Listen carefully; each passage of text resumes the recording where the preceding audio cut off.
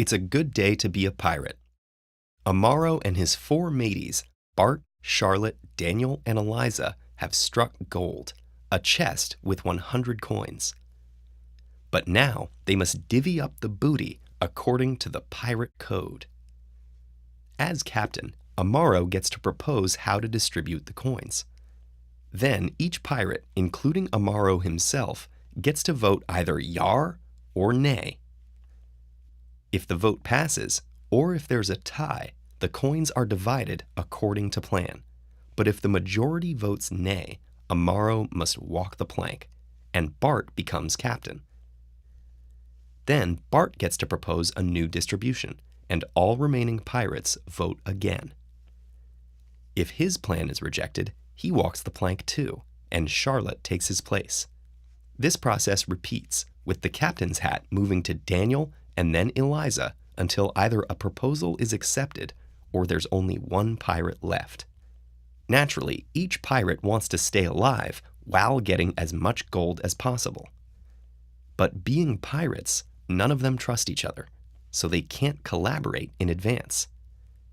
And being bloodthirsty pirates, if anyone thinks they'll end up with the same amount of gold either way, they'll vote to make the captain walk the plank, just for fun.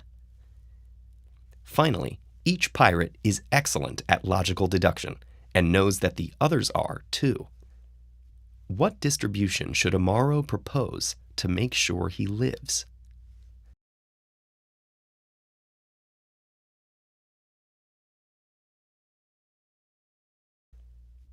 If we follow our intuition, it seems like Amaro should try to bribe the other pirates with most of the gold to increase the chances of his plan being accepted. But it turns out he can do much better than that. Why? Like we said, the pirates all know each other to be top-notch logicians. So when each votes, they won't just be thinking about the current proposal, but about all possible outcomes down the line. And because the rank order is known in advance, each can accurately predict how the others would vote in any situation and adjust their own votes accordingly. Because Eliza's last, she has the most outcomes to consider, so let's start by following her thought process. She'd reason this out by working backwards from the last possible scenario, with only her and Daniel remaining. Daniel would obviously propose to keep all the gold, and Eliza's one vote would not be enough to override him, so Eliza wants to avoid this situation at all costs. Now we move to the previous decision point, with 3 pirates left and Charlotte making the proposal. Everyone knows that if she's outvoted, the decision moves to Daniel, who will then get all the gold while Eliza gets nothing. So to secure Eliza's vote, Charlotte only needs to offer her slightly more than nothing, 1 coin. Since this ensures her support, Charlotte doesn't need to offer Daniel anything at all. What if there are 4 pirates? As captain, Bart would still only need 1 other vote for his plan to pass. He knows that Daniel wouldn't want the decision to pass to Charlotte, so he would offer Daniel 1 coin for his support, with nothing for Charlotte or Eliza. Now we're back at the initial vote with all 5 pirates standing.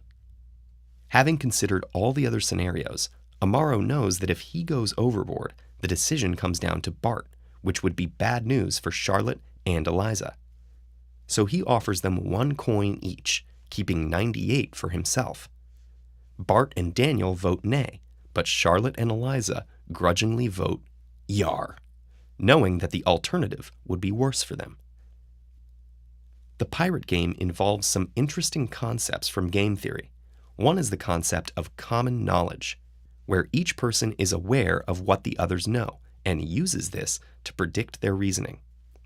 And the final distribution is an example of a Nash equilibrium, where each player knows every other player's strategy and chooses theirs accordingly. Even though it may lead to a worse outcome for everyone than cooperating would, no individual player can benefit by changing their strategy. So it looks like Amaro gets to keep most of the gold, and the other pirates might need to find better ways to use those impressive logic skills. like revising this absurd pirate code.